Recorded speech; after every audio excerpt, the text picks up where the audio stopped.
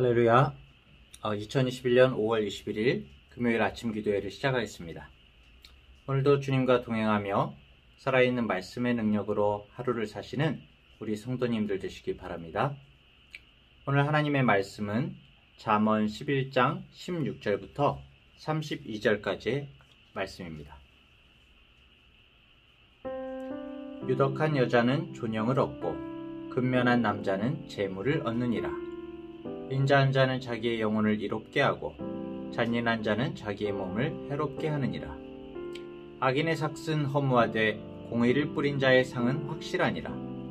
공의를 굳게 지키는 자는 생명에 이르고 악을 따르는 자는 사망에 이르느니라. 마음이 굽은 자는 여호와께 미움을 받아도 행위가 온전한 자는 그의 기뻐하심을 받느니라. 악인은 피차 손을 잡을지라도 벌을 면하지 못할 것이나 의인의 자손은 구원을 얻으리라. 아름다운 여인이 삼가지 아니하는 것은 마치 돼지코의 금고리 같으니라. 의인의 소원은 오직 선하나 악인의 소망은 진노를 이루느니라. 흩어 구제하여도 더욱 부하게 되는 일이 있나니 과도히 아껴도 가난하게 될 뿐이니라. 구제를 좋아하는 자는 풍족하여질 것이요 남을 윤택하게 하는 자는 자기도 윤택하여지리라. 곡식을 내놓지 아니하는 자는 백성에게 저주를 받을 것이나 파는 자는 그의 머리에 복이 임하리라. 선을 간절히 구하는 자는 은총을 얻으려니와 악을 더듬어 찾는 자에게는 악이 임하리라. 자기의 재물을 의지하는 자는 패망하려니와 의인은 푸른 잎사귀 같아서 번성하리라. 자기 집을 해롭게 하는 자의 소득은 바람이라. 미련한 자는 마음이 지혜로운 자의 종이 되리라. 의인의 열매는 생명나무라. 지혜로운 자는 사람을 얻느니라. 보라, 의인이라도 이 세상에서 보응을 받겠거든 하물며 악인과 죄인이리요. 아멘. 사람마다 각자 차이가 있겠지만 신약 성경에서 가장 인상적이고 기억에 남는 구절을 어디라고 보십니까? 우리의 암과 경험으로 모두 이해할 수는 없지만 제자된 우리들에게 예수님이 주시는 놀라운 은혜의 말씀이 있습니다. 저는 개인적으로 마태복음 28장 20절을 너무 좋아하는데요. 볼지어다 내가 세상 끝날까지 너희와 항상 함께 있으리라. 이 말씀이죠. 모든 말씀이 감사하고 은혜로운 말씀이지만 이 말씀은 그야말로 우리를 가슴 벅차게 하고 기쁘고 든든하게 합니다. 한순간의 예외도 없이 정말 세상 끝날까지 예수님은 우리와 항상 함께 계시는 분이시죠. 그런데 문제는 예수님은 우리와 항상 함께 계시지만 우리는 항상 함께 계시는 예수님을 보지 못한다는 사실입니다. 우리 육신의 눈에 보이지 않기 때문이죠. 우리들은 눈에 보이지 않으면 없다고 생각하기 쉽습니다. 이 세상의 가치관이 그렇기 때문이죠. 그래서 눈에 보이는 사람들의 눈치는 보지만 보이지 않는 예수님의 눈치는 보지 않고 내 마음을 따라 살아가는 우리의 모습을 발견할 때가 많습니다. 예전에 읽었던 책 제목이 생각나는데요. 아무도 보는 이 없을 때 당신은 누구인가? 이런 책이었습니다. 하지만 엄밀하게 말하면 아무도 보는 이가 없을지라도 예수님은 언제나 이곳에 계시죠. 히브리서 11장 3절은 믿음에 대해서 말하고 있는데요.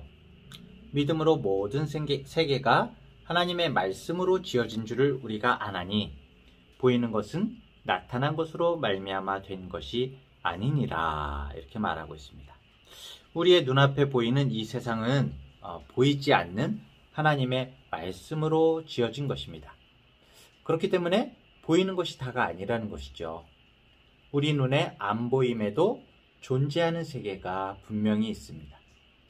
세상 사람들과 똑같이 보이는 것이 전부라고 생각하지 않는 것이 굉장히 중요한 것입니다. 믿음은 눈에 보이지 않지만 예수님께서 나와 항상 함께 계심을 분명히 믿으며 그분의 눈길 앞에서 그 시선 앞에서 사는 것입니다. 이 부분에 대한 확실한 인지와 믿음이 우리에게 있다면 우리가 고민하고 어려워하는 대부분의 모든 문제들이 해결되어집니다. 우리는 주님의 시선 앞에서 이 세상을 나의 욕심을 따라 적당히 살 수는 없는 겁니다. 내 눈에 보이지 않기에 하나님이 없다고 생각하는 그 지점에서 죄가 시작됩니다. 성경이 말하는 악인의 행동과 성향의 모든 공통점은 하나님의 시선을 전혀 신경 쓰지 않고 하나님의 계심을 인정하지 않고 모든 세계관의 중심에 바로 자신을 두고 있는 자입니다. 내 눈에 보이지 않기에 하나님이 없다고 생각하는 그 지점에서 이웃에 대해서 잔인하게 대하고, 오늘 성경 19절에 나오죠. 공의가 아닌 악을 따르고, 또 내 눈에 보이지 않기 때문에 아무리 어려운 이들을 보아도 곡식을 내어놓지 않아서 구제하지 않고, 26절에 그렇게 나오고 있습니다. 그리고 28절에는 하나님이 아니라 자기의 재물을 의지한다, 이렇게 나오고 있습니다. 하나님이 보이지 않기 때문에 재물이 더 크게 보이는 것이죠. 오늘날 세상이 그렇습니다. 오늘날 세상은 보이는 것이 전부라고 끊임없이 외치고 있습니다. 보이지 않는 하나님을 코웃음치면서 종교와 영성이라는 명칭에 하나님을 가두어 두고 그저 보이는 것들에 열광하면서 살자고 말합니다. 보이는 풍요를 향한 그 열망과 욕심이 더 좋은 입을 것과 살 공간과 먹을 것을 추구하고 그냥 누리려고 하는 데서 그치는 것이 아니라 그것을 위해서 기꺼이 거짓과 조작도, 다른 사람을 해치는 것도 서슴지 않는 그런 모습을 보이는 것입니다.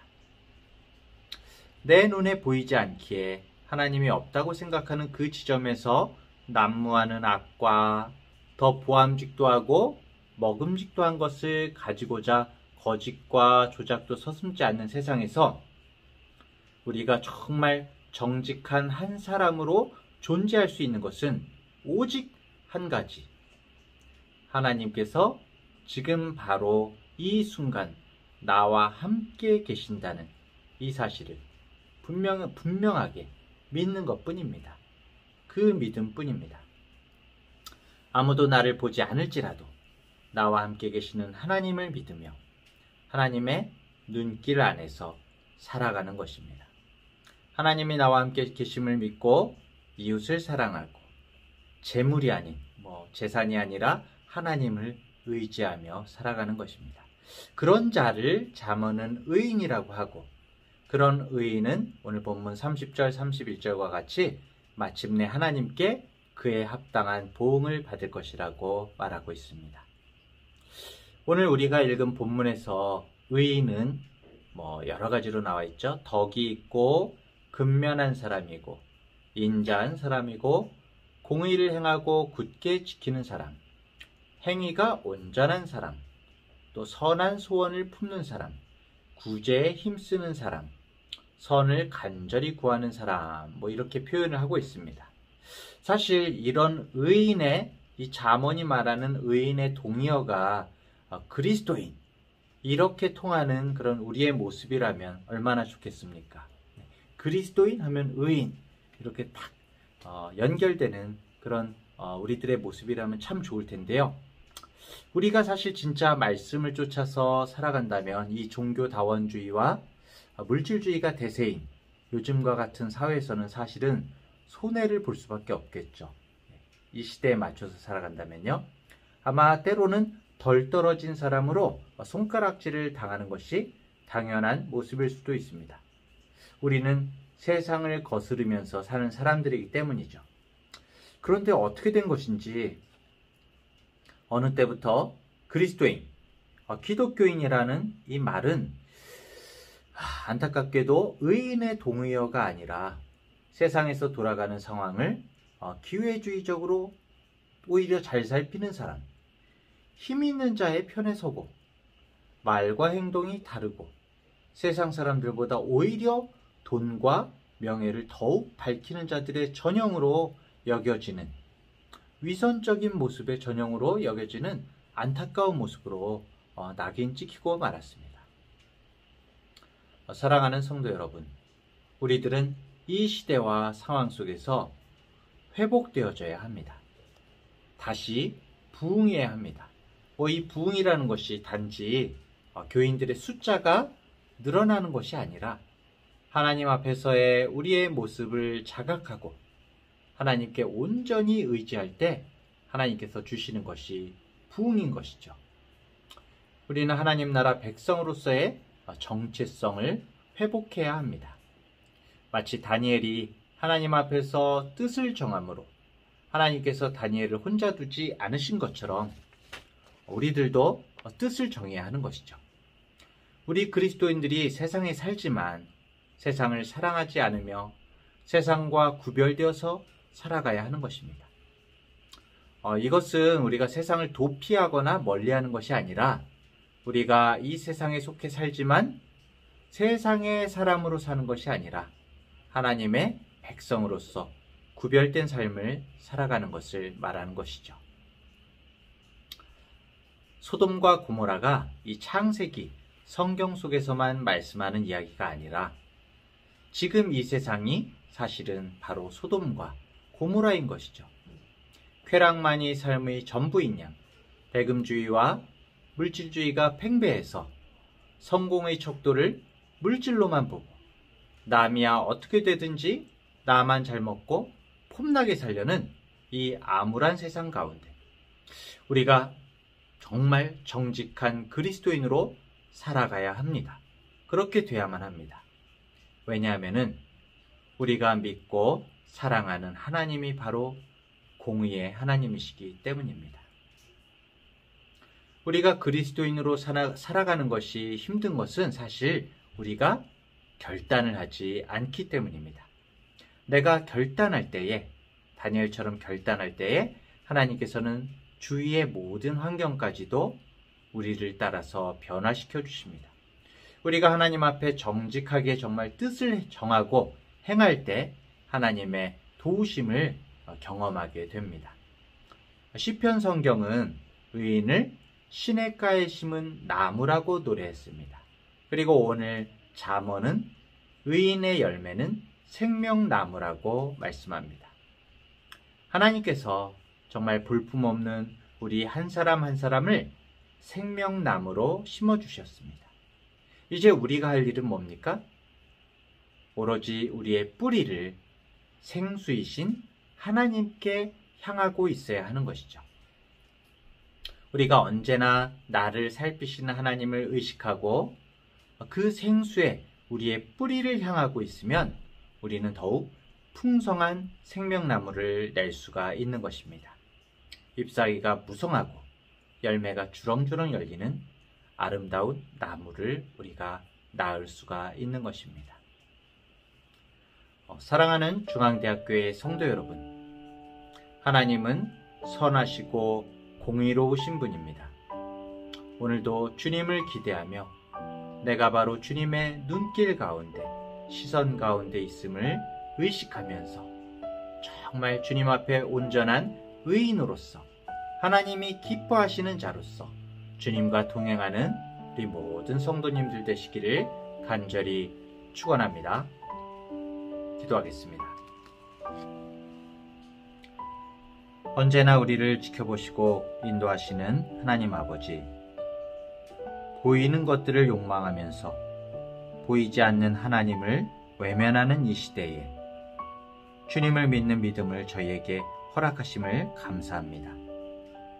우리의 부족함에도 다시금 회개하며 하나님 앞에 우리의 죄를 구하고 하나님의 자녀로 살아가려고 몸부림치게 하시니 감사합니다. 오늘 악인과 의인을 비교하고 대조하는 말씀을 통해서 우리의 삶을 돌아봅니다. 세상의 욕심을 삶의 중심에 두고 영원한 생명과 세상의 헛된 것들이 함께 열매 맺기를 기대했던 우리의 어리석은 모습들을 고백합니다. 주님의 십자가 보혈의 사랑을 가벼이 여기며 세상의 작은 이익에 우리의 믿음을 맞바꾼 채 살아가는 순간순간을 고백합니다. 주님, 우리를 불쌍히 여겨 주시옵소서. 말씀에 힘입어 십자가 사랑의 무게를 바로 헤아리고 주님의 그 따뜻한 사랑의 시선 가운데 마음과 정성을 다하여 바르고 정직하게 살아갈 것을 결단합니다. 우리를 말씀에 순종함으로 더욱 신실한 주님의 자녀로 다듬어 주시옵소서. 주님의 이름으로, 주님의 사랑으로 세상을 이기는 주님의 자녀로 오늘도 살아가게 하여 주시옵소서. 감사드리며 예수님의 이름으로 기도합니다. 아멘.